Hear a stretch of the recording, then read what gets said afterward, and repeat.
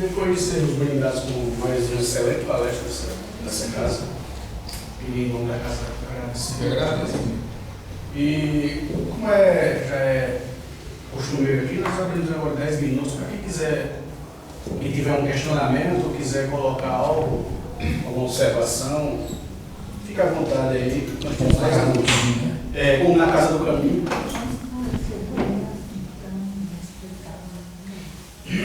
Eu vou começar com o pessoal. Eu me chamo muita atenção quando você discorria a respeito de Paulo de Tarso, da mudança de Saulo de Tarso para Paulo de Tarso, como a gente pode, através de uma mudança de perspectiva, evoluir uma encarnação, porque foi uma grande evolução de Saulo para Paulo. E é lógico que a mudança de perspectiva é só o estupim, aí vem a prática, para que essa mudança seja concretizada. E você foi muito feliz quando disse que a gente não tem que matar o homem velho. Aquele homem velho, as nossas práticas antigas, é que tem que seguir conosco para nos impulsionar a fazer o bem, para deixar aquilo de lado, né? Para que aquilo seja um degrau a mais na nossa evolução, para a gente usar aquilo que Saulo, no caso Paulo de Tarso usou, que era o antigo Saulo, para mudar, não deixar aquilo de lado, não deixar aquilo que sirva de exemplo, de motivação para que ele se mude, para que se evolua, porque eu acho que na literatura escrita poucos casos, poucos livros trazem um fato tão notório da evolução como o de Saulo para Paulo de Tarso, né? E ainda narrado por Emmanuel, que é um narrador excepcional.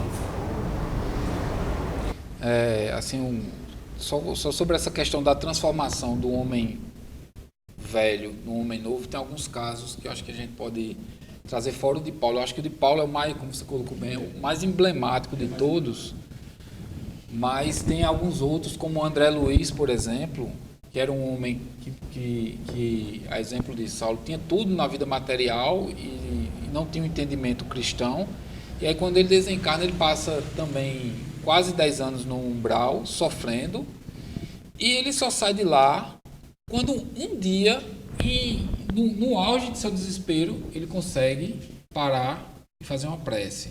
Ele diz: meu Deus, me ajuda, me tira daqui. E a partir de então, ele é resgatado. Seria mais ou menos o encontro dele com Jesus, como Saulo teve nas portas de Damasco. Outro caso que eu também poderia trazer, que é eu acho que esse é fantástico também, é do nosso codificador, né? Allan Kardec. Ele vai lá no convite das mesas, ele é convidado para ver umas mesas que giravam em um salão em Paris. E ele era um homem que tinha sua orientação religiosa, ele não pretendia fundar a doutrina espírita, mas ele foi lá e aí ele, como um bom professor, ele começa, e bom cientista que ele era, ele começa a questionar. E quando ele percebe que ali existe uma força inteligente, ele tira aquilo ali, aquele fenômeno dali. Eles continuam acontecendo, mas ele pega as duas irmãzinhas que faziam as mesas girar, leva para uma casa que eu esqueci o nome da pessoa agora, e eles começam a fazer sessões, ele começa a fazer perguntas, e dali nasce a doutrina espírita. E então Hippolyte vira Allan Kardec. O homem velho dá lugar ao homem novo mais uma vez. E aí se a gente olhar, talvez na nossa vida, a gente possa fazer um momento de transição como esse. E geralmente vai ser um momento de dor profunda.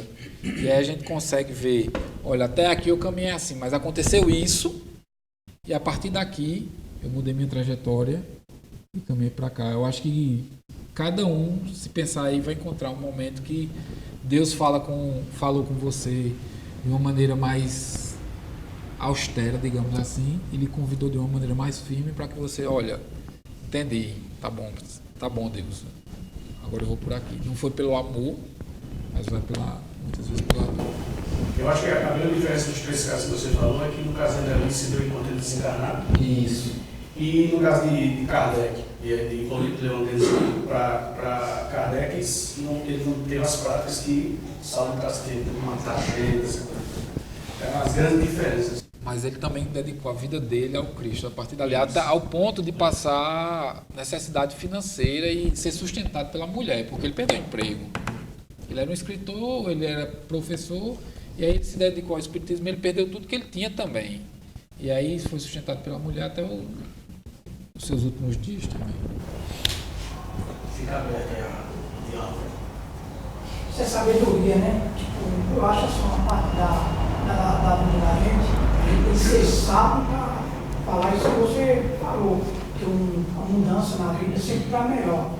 Eu tenho acompanhado a minha vida quando eu era mais novo, eu até vim comentando com o nome, eu era mais ansioso, sabe, mais preocupado. Depois de certo tempo, você começa a entender algumas coisas e você passa a ser mais calmo, passa a fazer o bem, acreditar em Deus e muitas coisas mudam na tua vida.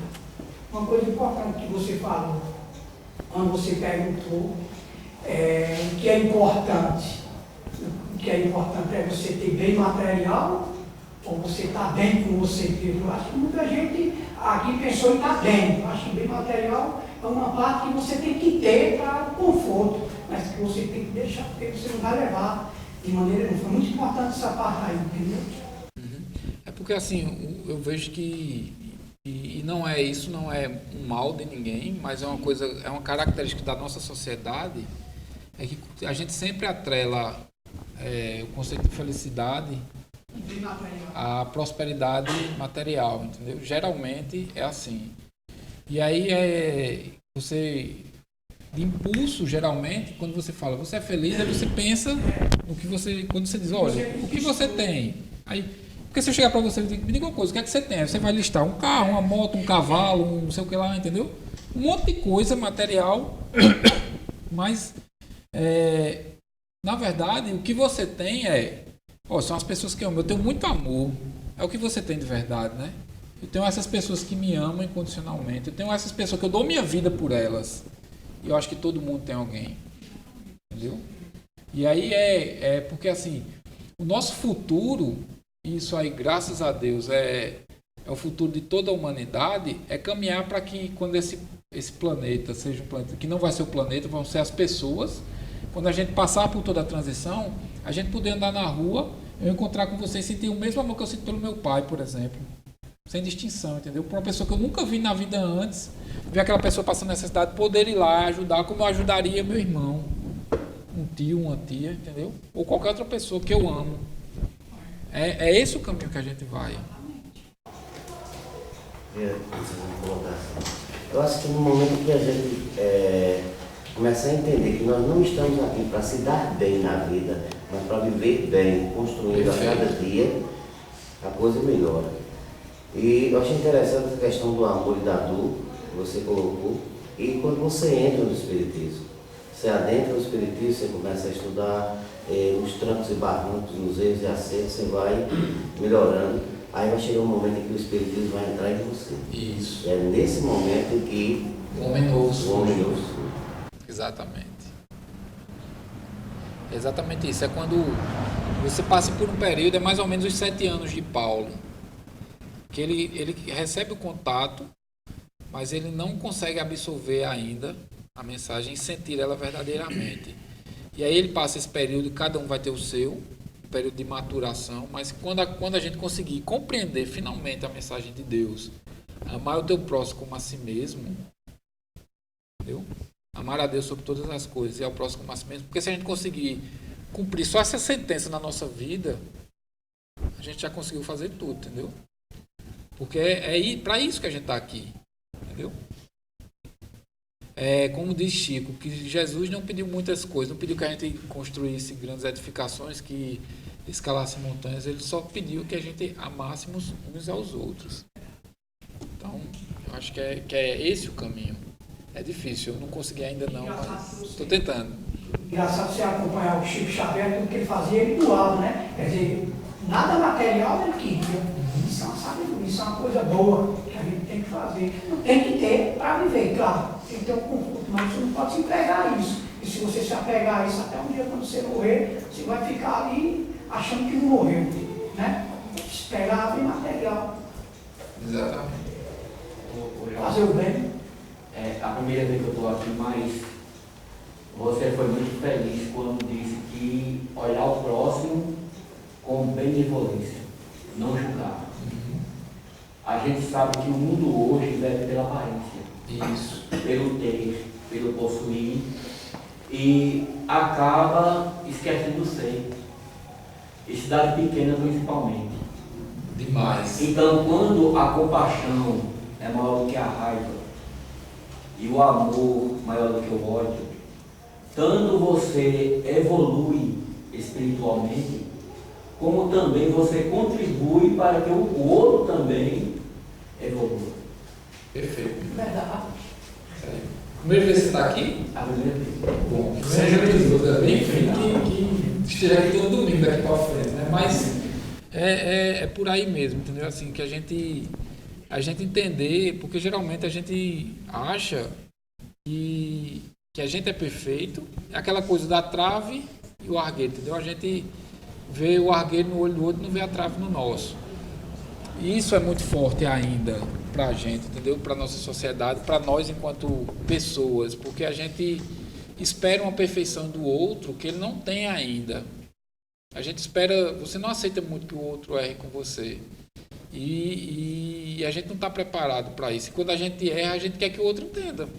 E a gente não quer entender. Mas como é que você quer que o outro entenda seus erros e você não quer entender os erros dos outros? Que balança injusta é essa, né? Então, assim, a gente precisa ter essa benevolência de entender que, olha, do mesmo jeito que eu erro, do mesmo jeito que, apesar de todo o conhecimento que eu já consegui adquirir na doutrina espírita, com todo estudo que a gente já pode fazer, a gente, invariavelmente, uma hora ou outra, a gente vai perder a paciência com alguém que a gente ama e vai magoar, ou com alguém que a gente nem conhece na rua, no trânsito, por exemplo, eu acho que é o exemplo mais fácil de se dar. Isso vai acontecer comigo, imagina com outro que nem conhece ainda. Entendeu? Quem mais é dado, mais será cobrado. Se você já tem essa oportunidade de conhecer a mensagem de Jesus, embora você não consiga vivenciar ela ainda, mas você já conhece. É aquela coisa, olha, o Espiritismo não entrou em você ainda, mas você já entrou no Espiritismo, como o nosso irmão colocou há pouco. E você já consegue ter esse entendimento, então você tem que pensar que, meu Deus, ele errou, tudo bem, porque ele é falho, porque ele pode não estar num dia bom. Se a mulher tem TPM, as mulheres aqui sabem melhor do que eu quando, entendeu? Só precisa sair para ela perder a paciência. E é uma coisa, por exemplo, e perder a paciência é uma coisa que a gente perde muito facilmente ainda, né?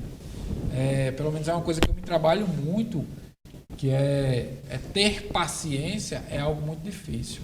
Muito difícil. Você tem que estar preparado mentalmente para essas coisas, quando você saber que quando vir, você já está preparado, que você acabou de falar.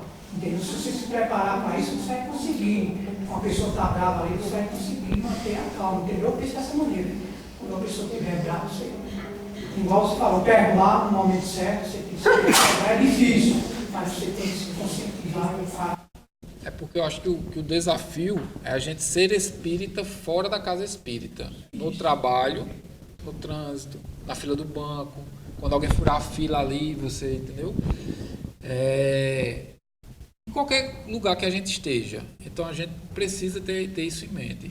Se a gente quer realmente mudar a nossa visão, a gente quer ser um homem novo, a gente precisa entender que o lugar de ser espírita não é na casa espírita.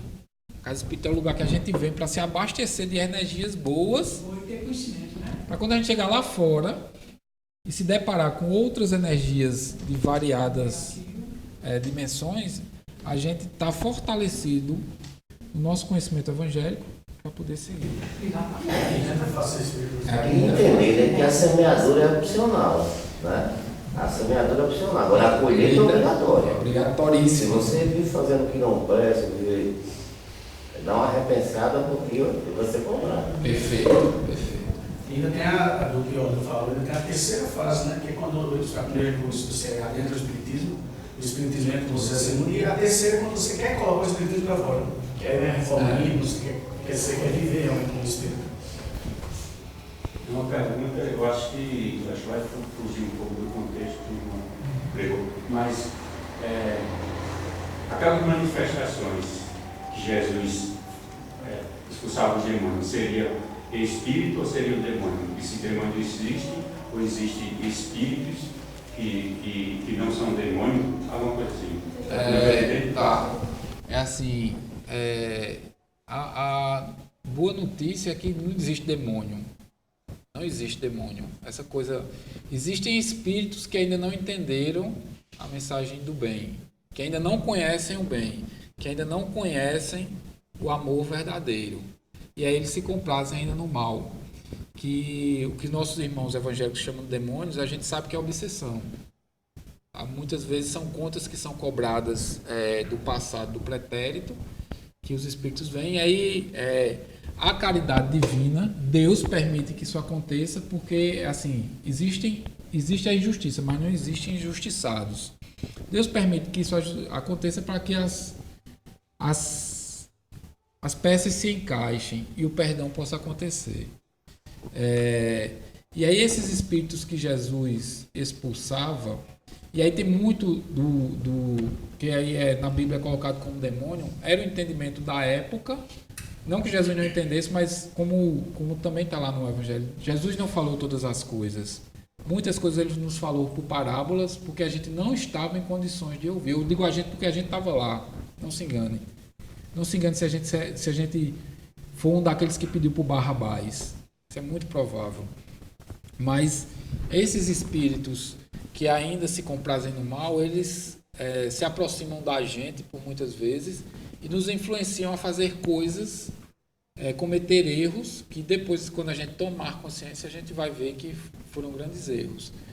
E isso vai muito pela afinidade. Quando você se afiniza com o bem, quanto mais você pratica o bem, quanto mais você ama, mais você se fortalece nisso. E mais difícil fica desses irmãos que ainda não entenderam isso, se aproximarem da gente e nos influenciarem a fazer isso. E quando geralmente você vê em igrejas evangélicas fazendo sessões de exorcismo, aquilo ali nada mais é do que uma desobsessão, que afasta o irmão por algum tempo, mas se a conduta não mudar, ele vai voltar, entendeu? Não adianta. Você pode vir aqui na casa espírita, pode ir na igreja evangélica. Aqui você vai ser feito um trabalho de desobsessão, e na igreja evangélica também.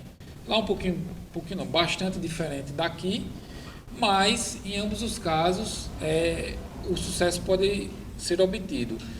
No entanto, se o médium, isso é uma mediunidade, se a pessoa não se transforma, se a pessoa não aproveita essa oportunidade para estudar, para evoluir, para se tornar um homem novo, muito provavelmente aquilo vai voltar, porque você não mudou. Você continua com a porta escancarada para isso.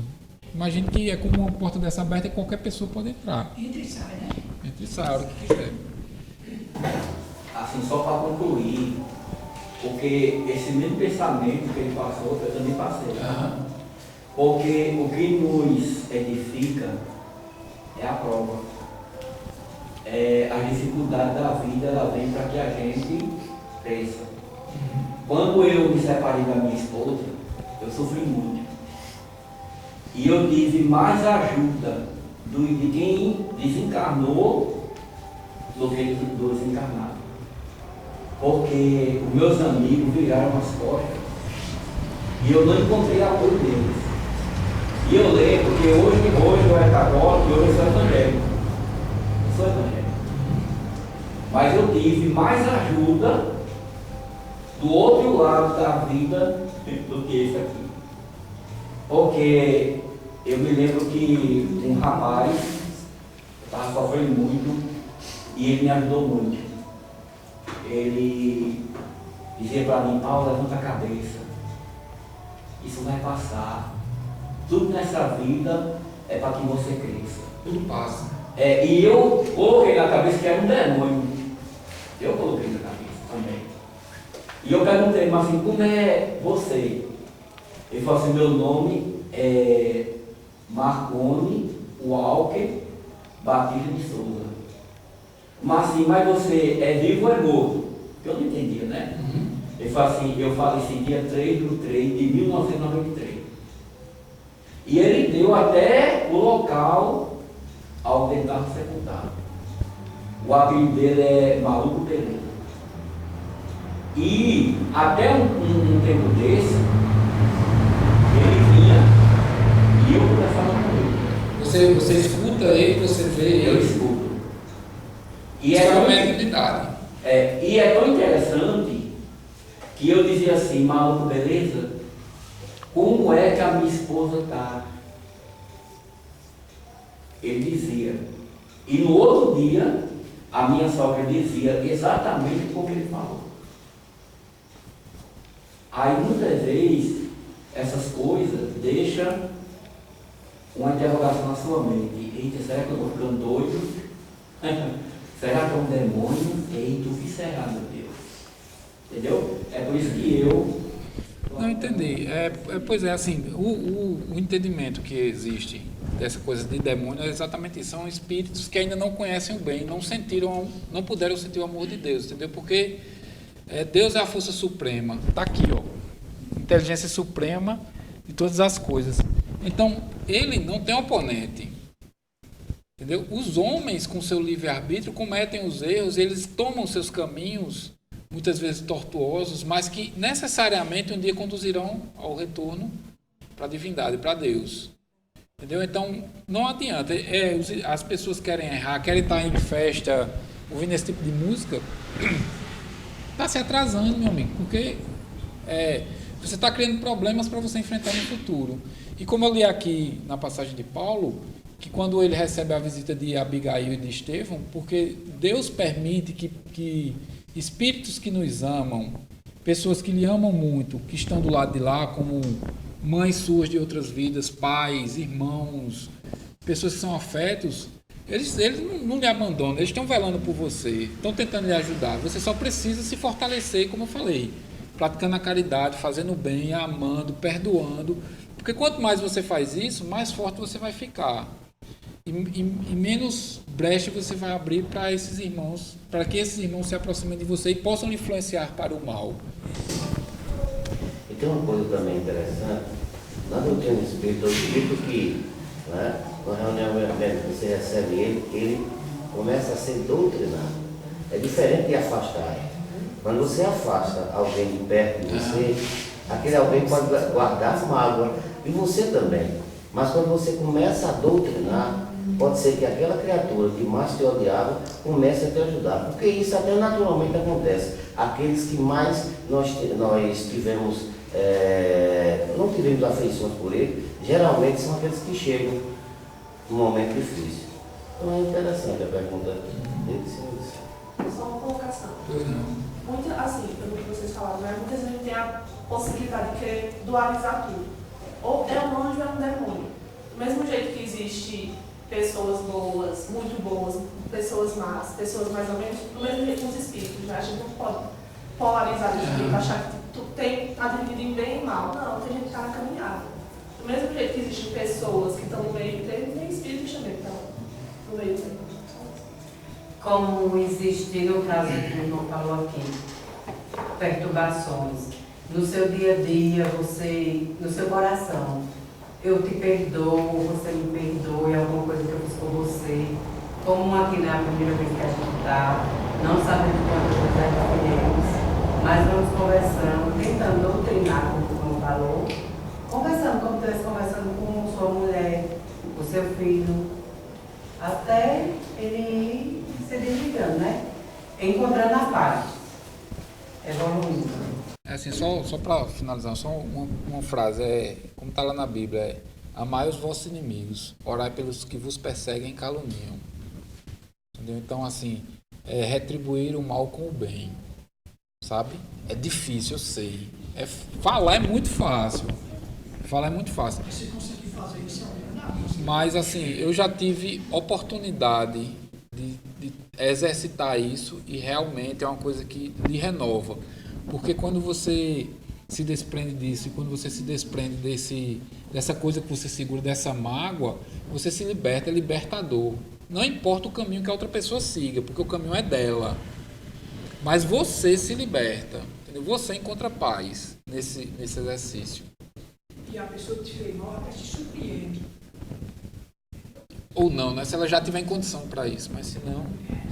Devido ao avançar da hora dos 11 séculos dessa parte, e a ordem natural dos para harmonizar, antes, eles só passam os informes da casa, mas antes dos informes, queria mais uma vez mandar as agradecer pela parte de hoje. falo muita vontade em nome da Espero que casa. seja a primeira de muitas. E muitas, com certeza. Eu falo em nome da casa e muita vontade, porque nós temos ali o Chapolin Colorado, que é o nosso vice-presidente. Então, quase tem gente que faz parte da vida. Agora quem poderá nos ajudar? Então, e sim, entendo na graça que faz parte do Conselho Deliberativo, estou à vontade para dizer que faço que falo em nome da casa e de todos que aqui estão que fazem parte.